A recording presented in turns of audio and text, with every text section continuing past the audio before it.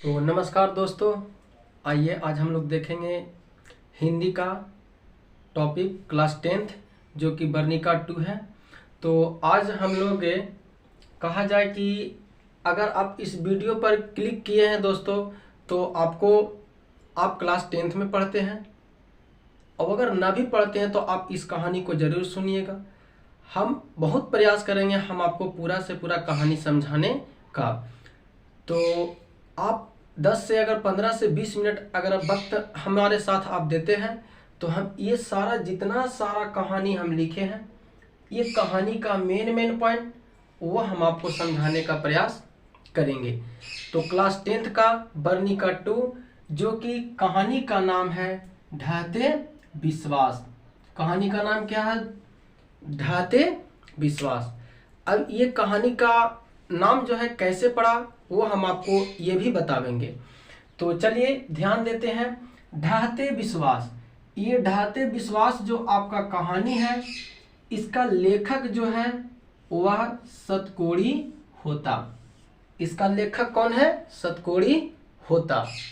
लेखक का जन्म हुआ था सतकोड़ी होता को 29 अक्टूबर 1929 ईस्वी को हुआ था, जिसमें यह लेखक सतकोड़ी होता भाषा उड़िया में लिखा था। क्या चीज में लिखा था? उड़िया में लिखा था। जो कि यह कहानी जो है से उड़ीसा की है। यह कहानी कहाँ की है? उड़ीसा की है। हाँ दोस्तों, कहानी कहाँ की है? उड़ीसा की। चलिए, तो इसको उड़ीसा की कहानी उड़िया में लिखा गया था। तो हिंदी में बदलने वाले जो व्यक्ति थे उसका नाम था राजेंद्र प्रसाद मिश्रा। उसका नाम क्या था? राजेंद्र प्रसाद मिश्रा। तो दोस्तों, अभी हमने इतना सारा जो देखा वो लेखक यानी ढहते विश्वास के बारे में जो पॉइंट लेखक था, लेखक कहाँ का था, कब इसका जन्म हुआ, कौन सी भाषा से लिया गया, इसका हिंदी में कन्वर्ट करने वाला कौन सा व्यक्ति था, अभी तक हमने वही देखा। फिर से एक बार, ढहते विश्वास का लेखक का नाम जो था सतकोड़ी होता। इसके बाद इनका जन्म 29 अक्टूबर 1929 ईस्वी को होता है। भाषा उड़िया में लिखा गया। ये उड़ीसा राज्य की कहानी है। हिंदी में इसको बदलने वाला राजेंद्र प्रसाद मिश्रा था। चलिए अब हम लोग चलते हैं मुख्य कहानी का जो आपका पॉइंट है, स्टोरी पॉइंट, वो हम आपके लिए लिख के रखे हैं। इसके बारे में हम आपको अगर समझा देते हैं और आप अगर समय दे देते हैं तो आपको पूरा से पूरा समझ में आ जाएगा। और जितना सारे ऑब्जेक्टिव प्रश्न बनेगा हम आपको पूरा के पूरा बताने का प्रयास करेंगे।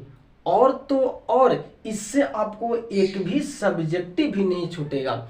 इसलिए आप इस वीडियो के अंत तक देखें और कहानी को आनंद ले। चलिए अब हम लोग चलते हैं। तो ये पूरी कहानी जो ढहते विश्वास जो है ये लिखा गया है, कहा जाए तो मेन मुख्य पात्र इसका लक्ष्मी है। मुख्य पात्र कौन है? लक्ष्मी।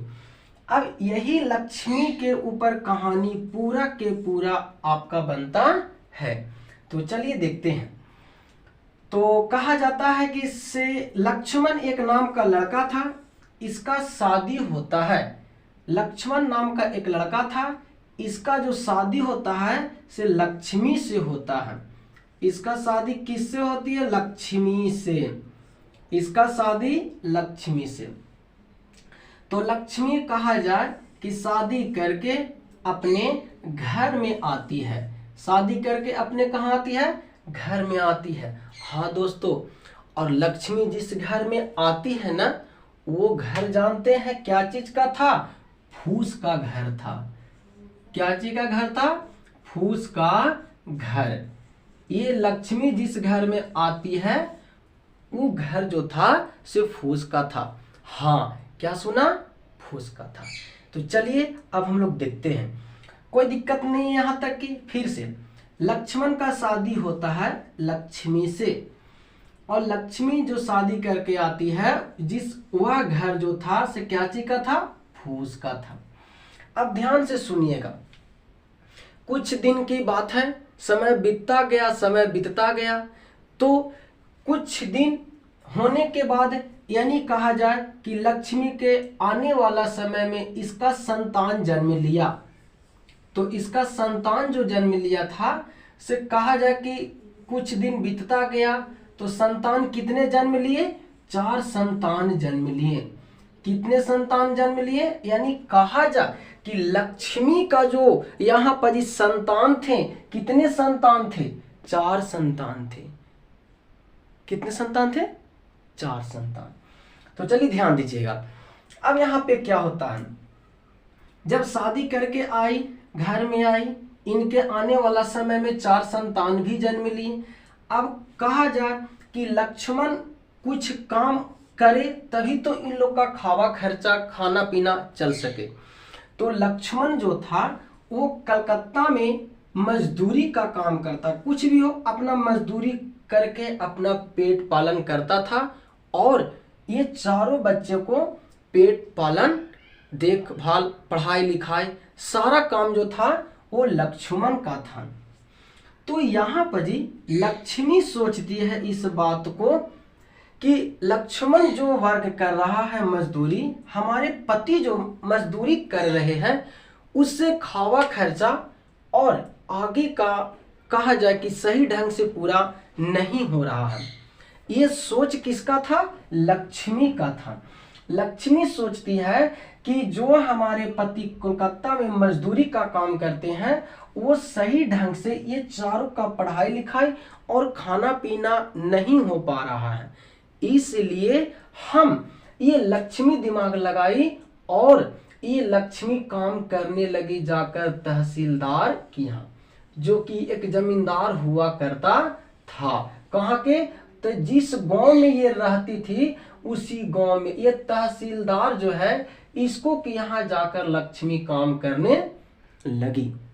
तो यहाँ तक समझ में आया दोस्तों। हाँ, दम अभी घर बनाइएगा नहीं, अभी आपको हम पूरा से पूरा वीडियो हम आपको अच्छी तरीका से बताएंगे, कहानी दम अंत तक देखिए, कितना इंटरटेनमेंट आएगा, आप थोड़ा आनंद लें। तो यहाँ पर ये लक्ष्मी जो काम करने लगी तहसीलदार के यहाँ, तो आपका क्वेश्चन पूछेगा कि लक्ष्मी किस घर में किसके यहाँ काम करती थी, तो जल्दी बताइए दोस्तों कमेंट में तुरंत। तो यहाँ पे तहसीलदार के यहाँ काम करती थी। कुछ दिन का समय बीता, समय बीतते बीतते, समय बीतते बीतते आपका एक दिन लक्ष्मी के गांव में तूफान बहुत भयानक आता है। लक्ष्मी के गांव में क्या आता है, तूफान आता है बहुत ज्यादा। अब तूफान इतना भी तेज था कि लक्ष्मी का जो घर था ना, लक्ष्मी का जो घर था ना वो फूस का था। ये तूफान में लक्ष्मी का घर क्या हो जाता है, खत्म हो जाता है, यानी उड़ जाता है। फूस का घर कितना देर तक टिकेगा, वो भी इतना बड़ा तूफान में। तो ये लक्ष्मी का घर क्या हो गया, खत्म हो गया यहाँ से। तो चलिए अब हम लोग ध्यान देते हैं। तो लक्ष्मी का घर ये तूफान में क्या हो जाता है, उड़ जाता है, यानी खत्म हो जाता है। तो कुछ दिन का समय बीता, तो जानते हैं यहाँ पे ये लक्ष्मण के पिताजी जो थे कुछ जमीन खरीद कर रखे थे, जिसमें लक्ष्मी तहसीलदार के यहाँ काम भी करा करती थी और कुछ समय जो मिलता था वो अपना ये खेती करने में भी लगाती थी। 1 बीघा, कितना बीघा जमीन था, 1 बीघा। तो यहाँ से प्रश्न आपको एग्जाम में पूछेगा कि लक्ष्मण का जमीन कितना था, तो 1 बीघा। यही सब ऑब्जेक्टिव का कारण बनता है, तो ध्यान दीजिएगा। तो यहाँ पे कहा जाए कि लक्ष्मी तहसीलदार के यहाँ काम करते करते जो समय मिलता था वो 1 बीघा खेत भी माने की फसल उगाया करती थी। तो ध्यान दीजिएगा यहाँ पे, अब 1 बीघा में सारा जो भी फसल हो लक्ष्मी तो बो दी। तो कुछ दिन का समय बीता, समय बीतते बीतते तूफान आया, इसका घर खत्म हुआ। खेत में फसल बोई तो इतना अधिकांश सुखाड़ हो गया, इतना भयानक सुखाड़ आया कि ये सुखाड़ में लक्ष्मी का जितना सारे 1 बीघा में फसल बोया हुआ था सारे के सारे नष्ट हो गए। तो लक्ष्मी बहुत दुख हुई, बहुत दुख, तनी मनी भी ना। समय इसी तरीका से बीतता गया और जो भी अपना काम कर रही थी तहसीलदार के यहाँ, उससे खावा खर्चा लक्ष्मी चला रही थी। तो दोस्तों आगे कि सुखाड़ आता है और सुखाड़ में लक्ष्मी का सारा फसल जल जाता है। कुछ दिन का समय बीता, समय में परिवर्तन हुआ, मौसम जैसे जैसे बदलाव होते गया उसी तरीका से अब आया बरसात के मौसम। तो लक्ष्मी फिर सोची इस बात को कि अबर बरसात आया है, हम यह बरसात में हम 1 बीघा में फसल बो के और हम अपना खावा खर्चा इससे सालों का चला लेंगे। ये सोच जो था न छोटू, यह जानते हैं लक्ष्मी का सोच था, पर सोच कहाँ काम हुआ, पूरा नहीं हुआ। जानते हैं कैसे? ये बरसात इतना हुआ, इतना अधिक बरसात हुआ कि ये बरसात आपका बाढ़ का रूप धारण कर लिया। क्या चीज का रूप धारण कर लिया? बाढ़ का रूप धारण कर लिया। अब जरा यहाँ पे सोचिएगा, इतना अधिक आपका ये मूसलाधार बारिश, मूसलाधार बरसात ये बाढ़ का रूप धर लेता है। तो यहाँ से लक्ष्मी सोचती है कि मेरे पति भी घर पे नहीं है और कहा जाए कि बाढ़ भी आने वाला है, ये बारिश हो रहा है से हो रहा है, अब मैं कैसे संभालूंगी। अब बकाइएगा नहीं, जाइएगा नहीं, थोड़ा ध्यान दीजिएगा। तो यहाँ पे बाढ़ का रूप धारण धर लेता है। तो यहाँ पे समझिएगा, जैसे यहाँ पे बाढ़ आता है तो उस गांव में, जिस गांव में लक्ष्मी रहती थी, उस गांव में एक बहुत पढ़ा लिखा व्यक्ति था जिसका नाम था गुण निधि। ये गांव का सबसे अधिक पढ़ा लिखा व्यक्ति था। तो यहाँ से आपका प्रश्न पूछ सकता है कि जरा बताइए गांव का सबसे अधिक पढ़ा लिखा लड़का कौन था? तो क्या आना चाहिए आंसर, कमेंट में दीजिए। तो यहाँ पे गुण निधि सबसे अधिक पढ़ा लिखा लड़का था। जैसी गांव में यहाँ पर बाढ़ आना शुरू हुआ तो गुण निधि कम से कम 10 लड़कों को इकट्ठा करता है और इकट्ठा करके बोलता है कि हम कुछ बांध को पानी रोकने का प्रयास करते हैं। क्यों? क्योंकि जब हीरा कुंड बांध बंद रहा था ना, तब हम काम किए थे। हीरा कुंड बांध जो है वो महानदी पर है और ये उड़ीसा में है। यहां से भी 1 नंबर का प्रश्न आपको बन जाता है कि हीरा कुंड बांध किस नदी पर है, कमेंट में दीजिए। और ये किस राज्य में भी है, आपको कमेंट में देना है। तो चलिए, हीरा कुंड जो बांध जो है से यही बांध बनाने में इसका बहुत बड़ा हाथ था। तो गांव में सारे 10 नौजुवक को जमा कर और बोला कि हम बांध को बांधने का प्रयास करेंगे, बांध की पानी जो अधिक हो रहा है हम उसको रोकने का प्रयास करेंगे। तो यहाँ पर ही लक्ष्मी भी इस बात को सुन रही थी और लक्ष्मी बोलती है अपने बड़े लड़के से, जो कि लक्ष्मी का बड़ा लड़का है अच्युत। कौन है? अच्युत जो है यही बड़ा लड़का है लक्ष्मी का। अब बोलती है लक्ष्मी की जाओ बेटा तुम भी जाओ, इस बांध को, पानी को रोकने में सहायक करो और जाके अपने गांव को बचाओ।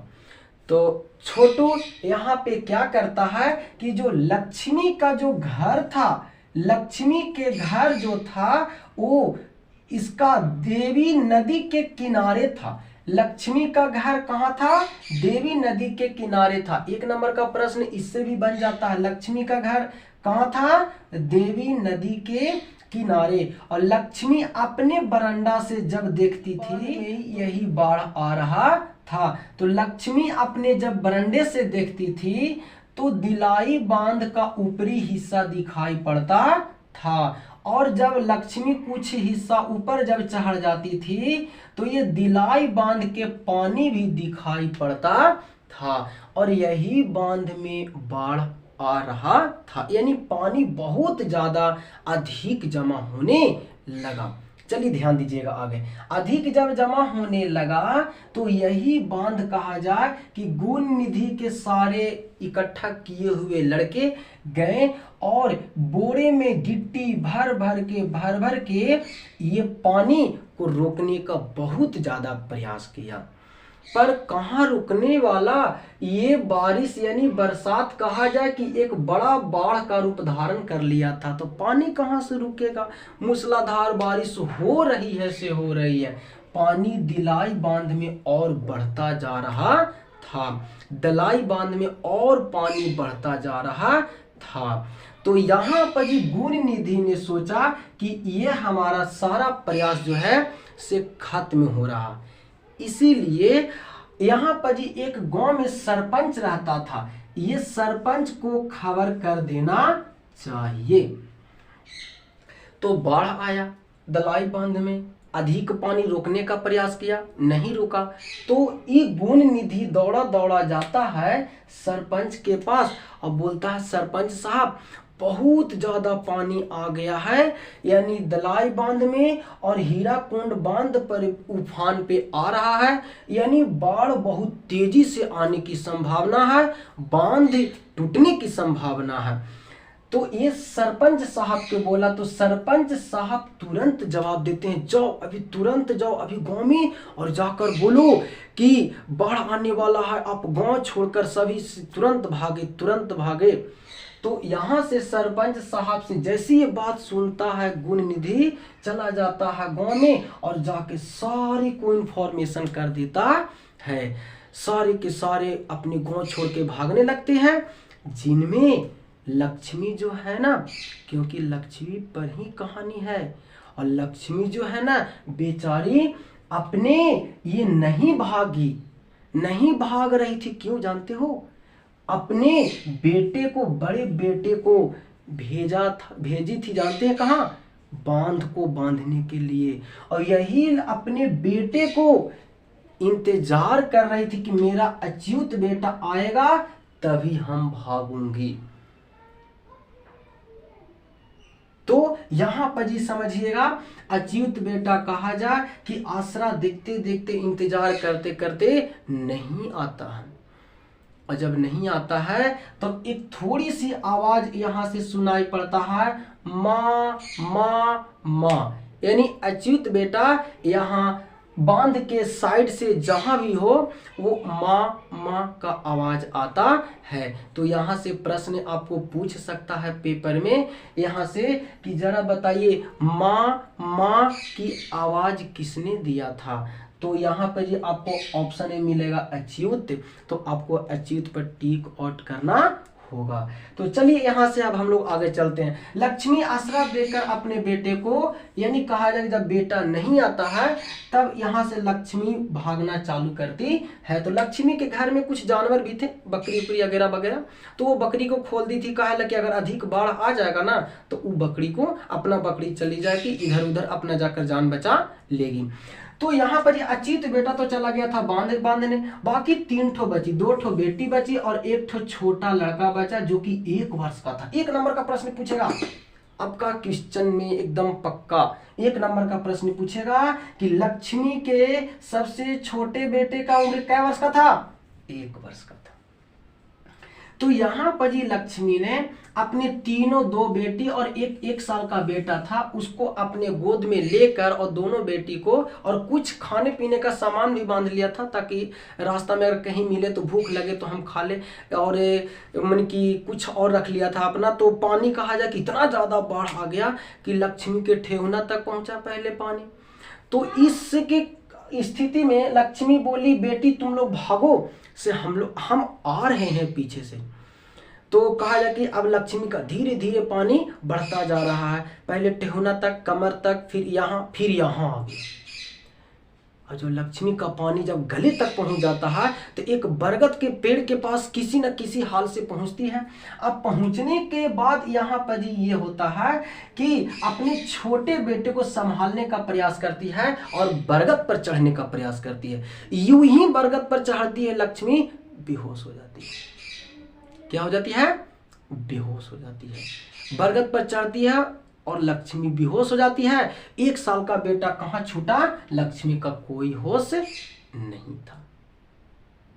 और जितना सारे व्यक्ति गांव से भाग रहे थे, वो जानते हैं कहाँ भाग रहे थे? नहीं, बहुत सारे व्यक्ति यहाँ पे देखिए स्कूल है, स्कूल में भाग रहे थे। तो स्कूल में भी इतना सारा पानी जमा हो गया था जो कि छत्ता पर भी पानी ठेहुना भर से अधिक हो गया था। यानी कहा जाए कि 300 से लेकर 400 व्यक्ति जो थे से वो स्कूल में शिफ्ट हो गए थे। और बहुत सारे व्यक्ति जो थे वो कहा जाए कि एक मंदिर था, और मंदिर जो था से बहुत ऊंचा टीला पर बना हुआ था। ये टीला पर बहुत सारे व्यक्ति आ गए थे और ये मंदिर जो था मुंडेश्वरी मंदिर था। और यही मंदिर पर जानते हैं, नहीं जानते हैं किसका विश्वास था? पूरे गांव का, कि अगर बांध टूटेगा, बाढ़ आएगा तो ये हमें मंदिर में जो चंडेश्वरी माँ है ये हमें बचाएंगे। कहाँ बचाएं? सारा के सारा व्यक्ति को विश्वास गया टूट। तो इसीलिए कहानी का नाम रखा गया ढाते विश्वास। ये अब यहाँ से प्रश्न आपको पूछ लेगा कि बताइए मंदिर के पास क्या लगा करता था? तो मेला। मंदिर क्या चीज का था? चंडेश्वरी माँ के मंदिर था। अब यहाँ पे अब कुछ सारे पॉइंट्स आपको कहा जाए कि कहानी खत्म हो चुका है। तो अगर आपको पसंद आया हो तो लाइक शेयर सब्सक्राइब जरूर करिएगा, ताकि हम आपको इससे करने से ये फ़ायदा होता है कि हमें एक उत्सुक मिलता है और हम आगे भी वीडियो खुशी थोड़ा सा लगता है कि नहीं हमें बच्चन एकदम वीडियो को शेयर सब्सक्राइब कर रहे हैं तो हमें और अच्छी वीडियो देना चाहिए। तो चलिए कुछ हम 1 नंबर का प्रश्न देख लेते हैं, ध्यान से समझिएगा। छोटू कहा जाए कि ये कक्षा 10th का ये किताब बर्निका 2 से है। कहानी का नाम है ढाते विश्वास।